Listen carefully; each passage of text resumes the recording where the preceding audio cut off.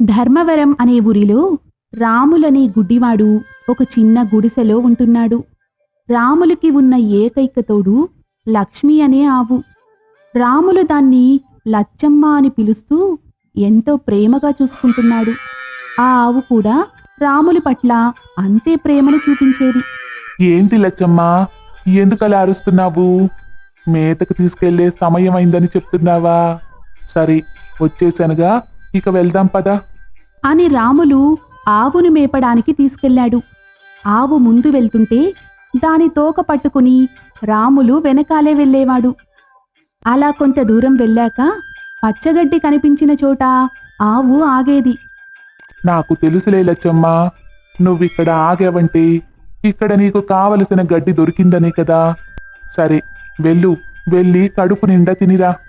నేనిక్కడే ఏదైనా చెట్టు కింద కూర్చొని ఉంటాను అన్నాడు.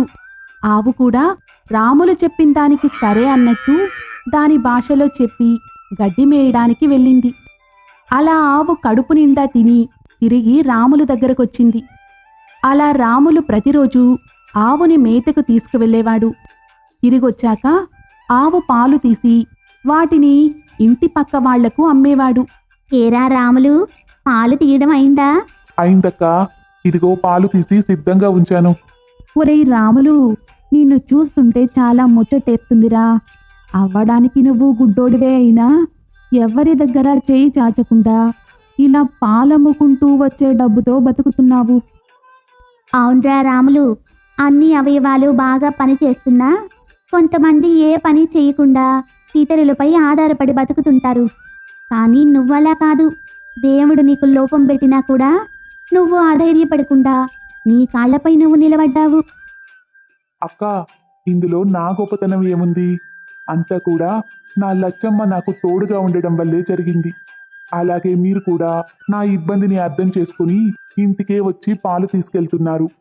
లేదంటే ఈ పాలను అమ్మడానికి నేను చాలా కష్టపడాల్సి వచ్చేది. అని రాములు వాళ్లకు పాలు పోశాడు. ఆ పాలు తీసుకుని వాళ్ళు వెళ్ళారు. అలా కొంతకాలం గడిచింది.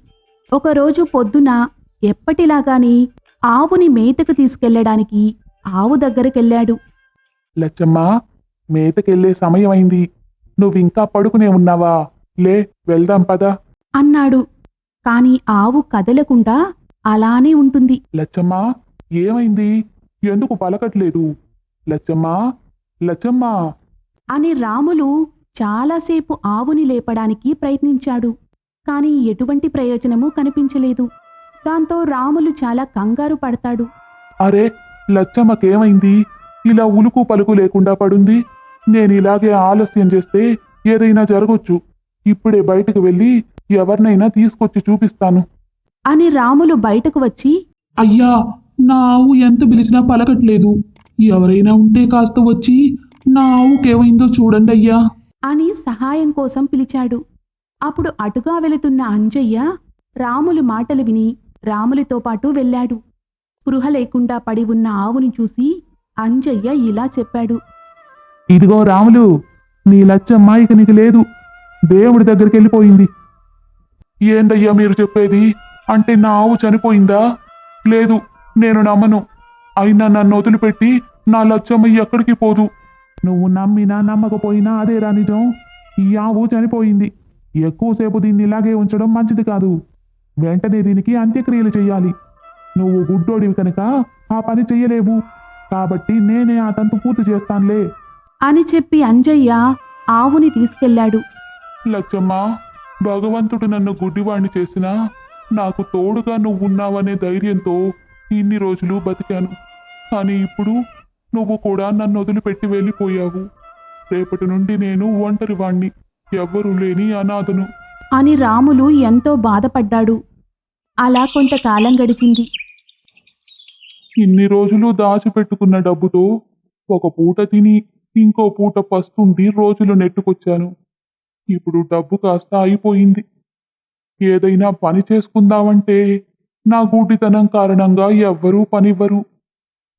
అయినా ఒకసారి ఆ అంజయ్యని కలిసి ఏదైనా పని దొరుకుతుందేమో అని అడిగి చూస్తాను. ఆ అంజయ్య చాలా మంచోడు. ఆ రోజు చనిపోయిన నా ఆవుకి అంత్యక్రియలు చేశాడు. అతన్ని ఒకసారి కలిసి నా పరిస్థితి గురించి చెప్తే ఏదైనా సహాయం చేస్తాడేమో. అని ఆలోచించి రాములు అంజయ్య ఇంటికి వెళ్ళాడు. అయ్యా అంజయ్య గారు, అంజయ్య గారు. అని పిలిచాడు.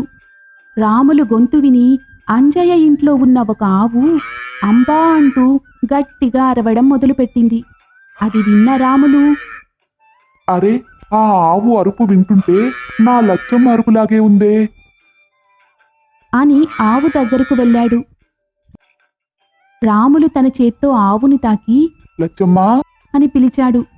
అందుకు ఆవు అవును అన్నట్లు తల ఆడించింది. ఇదంతా చూసిన అంజయ్య పరుగున అక్కడకు వచ్చి, ఏంట్రా రాములు ఇలా వచ్చావు? అయినా నా ఆవుతో ఏం పని నీకు? అయ్యా, ఇది నా ఆవు, నా లచ్చమ్మ. ఏంట్రా, నీకు మతిగాని పోయిందా? నా ఆవుని పట్టుకొని నీ ఆవు అంటున్నావు? కొన్ని నెలల క్రితం నీ ఆవు చనిపోయింది కదా. అయినా నీది తెల్లావు, నా దగ్గరుండేది ఎర్రావు. కావాలంటే ఎవరినైనా పిలిచి చూపించు. అయ్యా, మీరేమైనా చెప్పండి, ఇది ముమ్మాటికి నా లచ్చమ్మే. ఇది చిన్నప్పటి నుండి నా దగ్గరే ఉంది. దీని అరుపు నాకు ఆ మాత్రం తెలీదా? ఒరేయ్ గుడ్డోడా, పోనీలే అని ఇంతలా చెప్తుంటే నా ఆవుని నీ ఆవంటున్నావు? ముందు నువ్వు ఇక్కడి నుంచి పో. అని రాములుని అక్కడి నుంచి పంపించేశాడు. లేదు, అది నా ఆవే. ఈ అంజయ్య నన్ను మోసం చేస్తున్నాడు. నేను ఇప్పుడే సర్పంచ్ దగ్గరికి వెళ్ళి విషయం చెప్పి నాకు న్యాయం చేయించమని అడుగుతాను.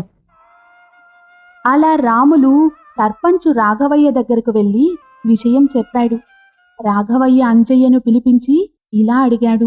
అంజయ్య, నువ్వు ఈ రాముల్ని మోసం చేసి అతని ఆవుని తీసుకున్నావని నీపై ఆరోపణ చేస్తున్నాడు.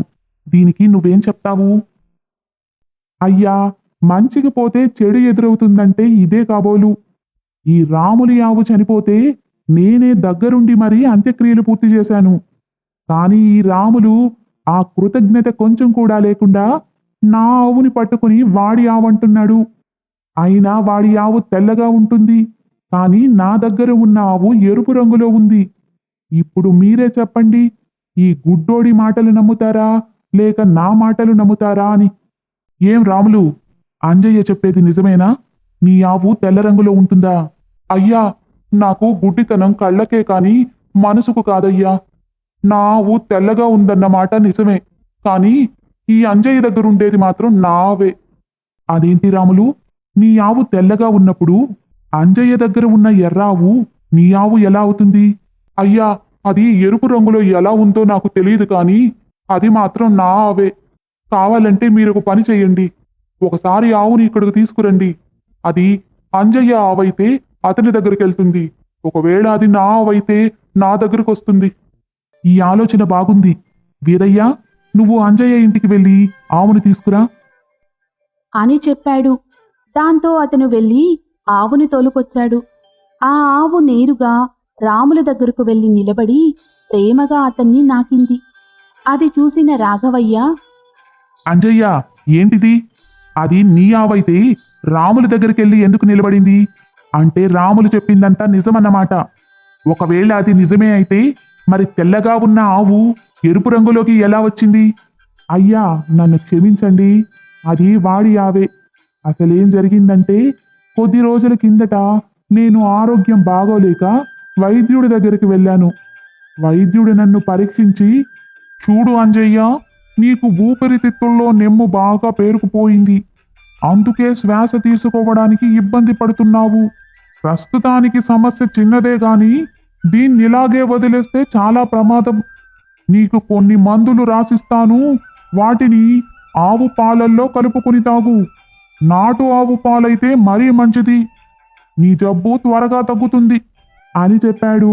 దాంతో ఆవుని కొందామని వెళ్తున్న నాకు ఈ రాములు కనిపించి తన ఆవు గురించి చెప్పాడు. తీరా అక్కడికి వెళ్ళి చూస్తే ఆవు వాతం చేసి స్పృహ కోల్పోయింది. అది చూసిన నేను రాముని గుడ్డితనాన్ని అవకాశంగా చేసుకుని ఆవు చనిపోయిందని అతన్ని నమ్మించి దాన్ని తీసుకుపోయాను. చిన్న వైద్యంతో అది మునుపటిలా ఆరోగ్యంగా తయారైంది. దాన్ని ఎవ్వరూ గుర్తుపట్టకుండా దానికి ఎరుపు రంగు వేసి నా దగ్గరే ఉంచుకున్నాను అని అంజయ్య జరిగిందంతా చెప్పాడు. అది విన్న రాఘవయ్య, చూసావా అంజయ్య, నువ్వు ఆవుకైతే రంగు వేయగలిగావు కానీ దాని మనసుకు మాత్రం రంగు వేయలేకపోయావు. అందుకే అది ఇన్ని రోజుల తర్వాత కూడా రాముల్ని చూడగానే గుర్తుపెట్టుకుని పరిగెత్తుకు వచ్చింది. మనుషుల్లోనే కాదు మూగజీవుల్లో కూడా మనసుంటుందని ఈ ఆవు నిరూపించింది. ఇంకెప్పుడూ ఇలాంటి తప్పు చెయ్యకు అని అంజయ్యను మందలించి రాములకి ఆవుని అప్పగించాడు. రాములు తన ఆవుని తిరిగి పొందినందుకు చాలా సంతోషంగా అక్కడి నుండి వెళ్ళాడు.